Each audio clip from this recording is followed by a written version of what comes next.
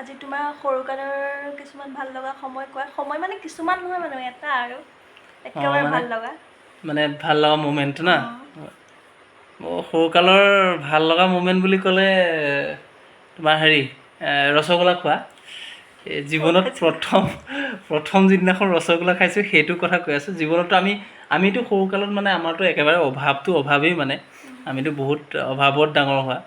তো ৰসগোল্লা বুলি ক'লেতো আমি সেই কেতিয়াবাহে দেখোঁ আৰু মানে তেতিয়া গহপুৰত আমাৰ এইবিলাকতো পাবলৈ নাই। তাৰপিছতে আমাৰ জীৱনত প্ৰথম মই ৰসগোল্লা খাইছোঁ আমাৰ LP স্কুলৰ মানে প্ৰধান শিক্ষক তেখেত প্ৰয়াত স্বৰ্গীয় ডম্বৰুৰ পৰা আমাৰ ছাৰ। তো মই তেতিয়া চতুৰ্থ শ্ৰেণীত তেখেতৰ বিয়া পাতিছে। আমাৰ ধুনীয়াকৈ মনত আছে হা।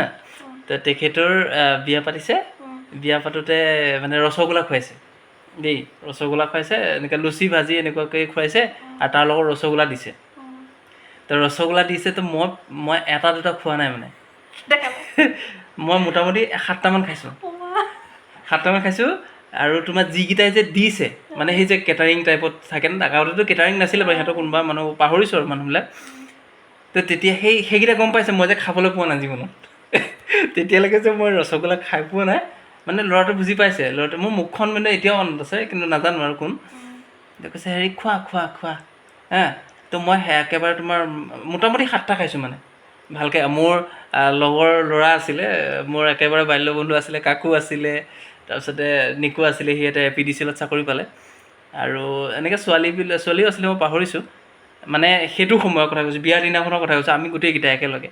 আৰু জীৱনত মই মানে তোমাৰ চাইকেল চলাবলৈ প্ৰথম মই সেইদিনাখনেই শিকিছোঁ আৰু মানে মোৰ ধুনীয়াকৈ এই শিপাৰত মানে ছাৰৰ ঘৰত বিয়া।